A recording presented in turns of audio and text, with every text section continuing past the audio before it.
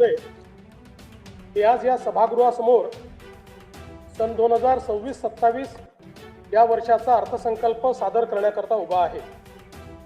हा अर्थसंकल्प केवळ आगामी वर्षाचा जमा खर्च नसून तो विकसित महाराष्ट्र 2047 कडे जाणाऱ्या आपल्या प्रवासाचा एक महत्त्वाचा टप्पा आहे।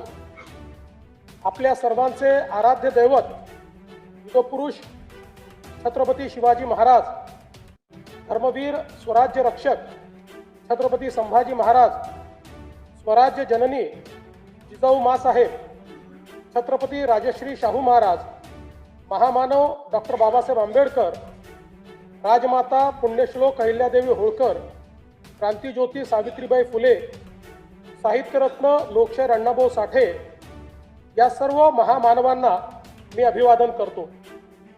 आधुनिक भारतातील सामाजिक क्रांतीचे अग्रदूत थोर समाज सुधारक व मानवी ज्योतिराव फुले यांच्या जन्माला 11 एप्रिल 2007 200 वर्ष पूर्ण होत आहेत।